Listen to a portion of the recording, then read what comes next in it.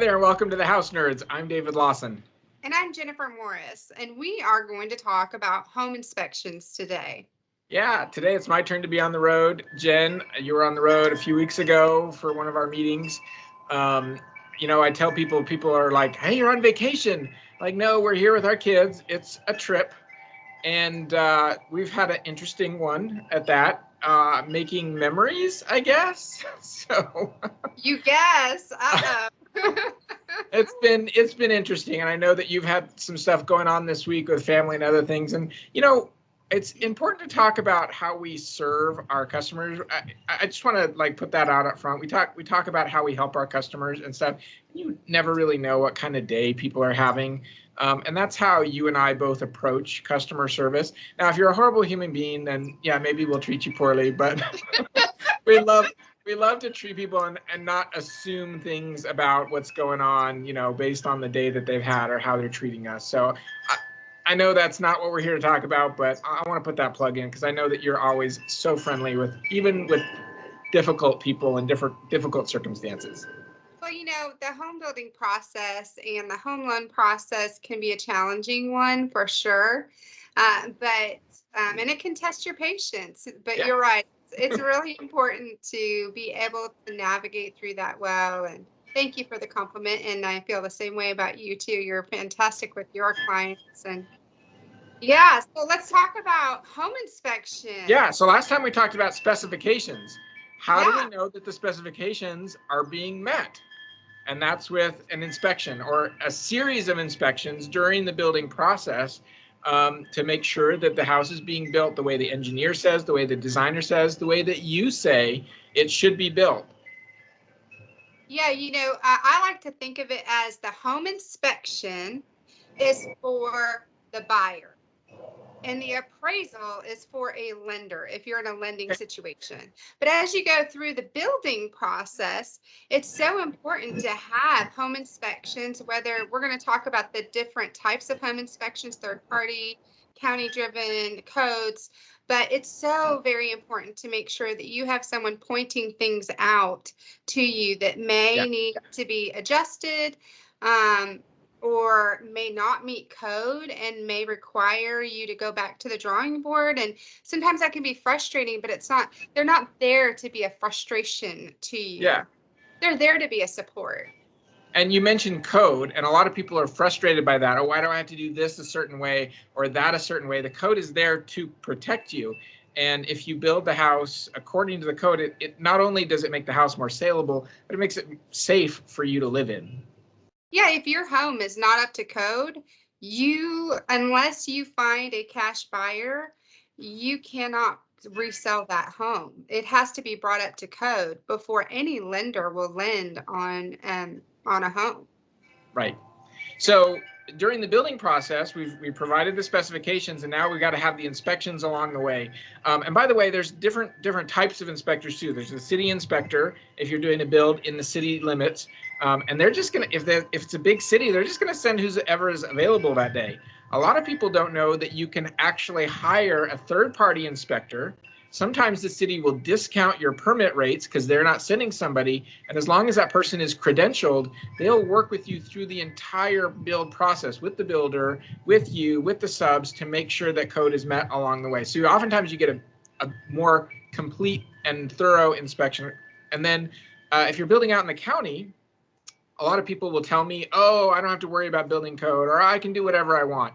And I always encourage them to hire a third-party inspector, again, for the reasons that you mentioned earlier. It's so important to have a safe house.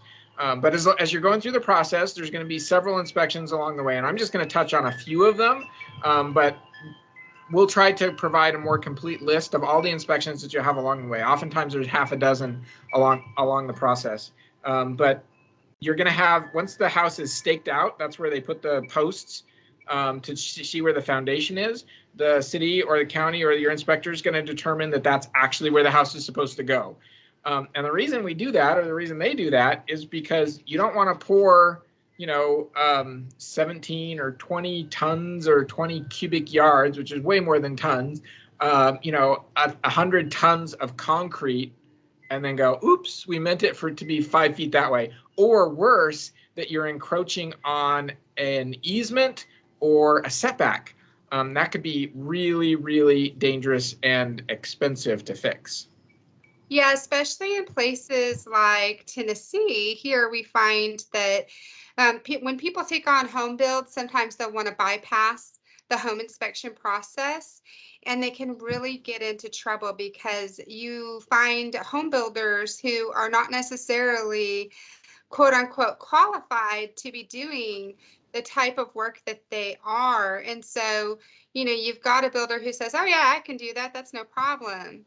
And then you find out their work is not up to code, and it can just be a disaster. I mean, think about it. Have you ever been on Zillow or anything like that and seen a partially finished home? Oftentimes, it's a code issue. So be careful with those. Yes. Yeah, very, very So careful. after we get out of the ground, so to speak, we are at another point where the house is ready to be dried in, and that's where the windows are in, the siding is on, and the electrical and plumbing is run. But before insulation goes in, the inspector is going to need to check and make sure that the electrical is up to code and plumbing is run correctly, all of that stuff. So they're going to inspect that. If you're not doing a foam or a full encapsulation house, they're going to make sure that polyseal is in all the right places before you insulate. And then there's usually, some cities have an energy inspection after insulation before drywall goes on to make sure that insulation is done properly and that your house is efficient. And again, it's not there to punish you. It's to make sure your house is working the way it's supposed to, and it's going to save you money.